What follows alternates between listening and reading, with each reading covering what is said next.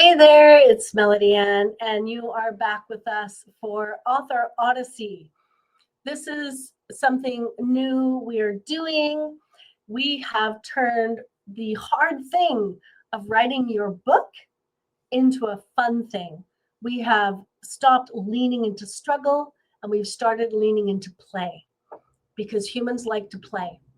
And I grew up in a world where I was told life is hard, expect to struggle, just push through the struggle. That's it, that's how it is. But I've decided that I don't have to lean into the struggle all the time. I can lean into play. I can make my life better. Even the hard things, even the things that are a struggle, I can make them more playful, more enjoyable. So I want to talk a little bit about what we're doing here. So if you're playing a game, and you like games, I'm sure you like games, Monopoly, Monopoly, we call it Vancouveropoly, Risk, Clue, D&D, whatever game you're playing, there is some sort of epic win that you want, right? You want something. In Risk, you want to take over the world. In Monopoly, you want to have all the money. In Clue, you want to be the detective who solves the mystery. You have an epic win. And that's a wonderful thing. But you don't just sit down and immediately take over the world or get all the money. You have to go through something to get what you want. In Monopoly, you have to buy properties. You've got to get a set of properties. You've got to put houses on them, right? In order to get that epic win of being the wealthiest person in the room, you've got to do that. So let's see, what do we do? What do we do when we want something big? So my clients, my authors, they want to write and publish they want to write and publish a successful nonfiction book. Let's see if I can get that out of my mouth. And they don't just sit down one day and do it. It's a journey. It's an epic journey. So what you want to do is you want to break this epic journey down into quests. So for example, if you're playing Monopoly, you want to, maybe quest number one is just to buy one set of properties. That's a quest. And you might want to then, another quest might be to put some houses on that property. Another quest might be to barter and trade for another set of properties. Another quest might be to put hotels on properties. These are quests. These are contained things that you want to do. With authors, you might want to write chapter one. That might be a quest. You might want to sit down and think about what reader transformation you are creating for your readers. That might be a quest. But you can't just sit down and write a book. You've got to break it down into doable things, and this is what we call quests. Now, if you're like me, you probably want to go, this is my epic win, and I'm going to create all my quests right now, and then I'm going to follow this. Well, I don't know if you've ever been driving and there's been an accident or a rock slide or something in your way. You've got to pull out the map and you've got to reprogram the GPS and you've got to find a different route. Well, that happens in our epic quests, our epic wins, pardon me. So don't plan out every single quest from here to forever. Plan one, plan two. So when people are working with me, I give them a quest. I don't give them 10 quests. I give them a quest.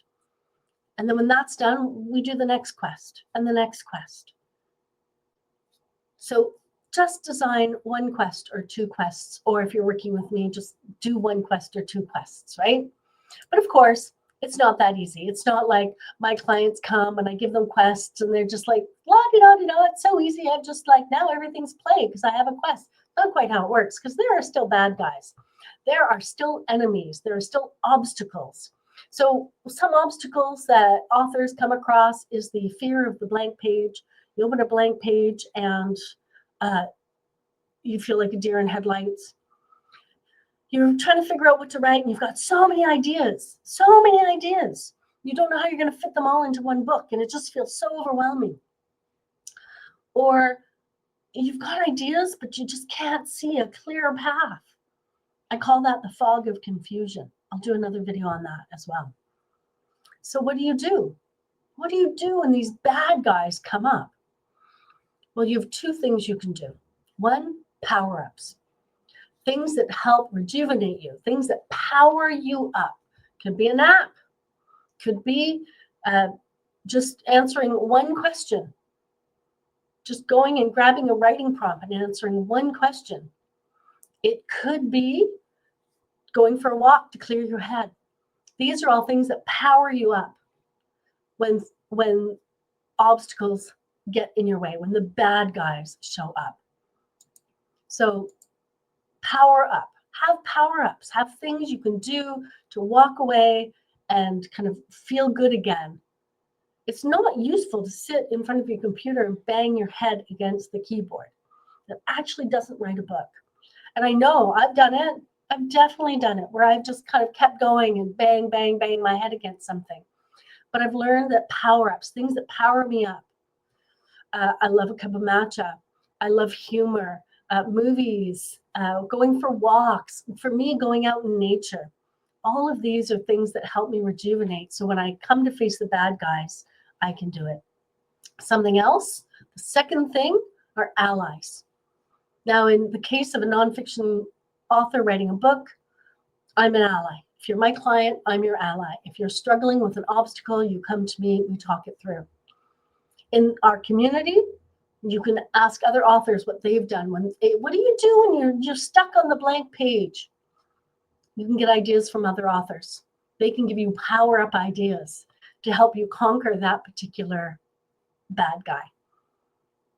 I know when I was learning to walk again after my accident, I had a cat, and that cat was such an ally. For some reason, every time I did my physiotherapy, she sat beside me while I did the physiotherapy. It was so interesting to just have her. She was just there whenever I was doing physiotherapy.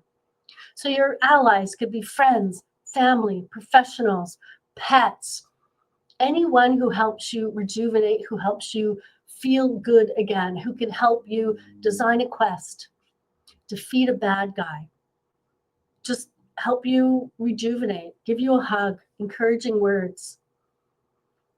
You need your allies. So we've got an epic win. We've got a quest or two, maybe three. We're trying to complete those quests and bad guys come up. We turn to our power-ups, we turn to our allies, and they help us finish the quest. And when we finish that quest, we celebrate. Because the science says that when you celebrate the small wins, you build momentum. You build a positive attitude toward what you're doing. I used to come home. I remember once I got a 98% on a test. And I thought my father would be happy with me. Burst through the door. Dad, I got 98% on my test. You know, my father said, where's the other 2%? That kills motivation. Just like it kills a child's motivation, it kills an author's motivation.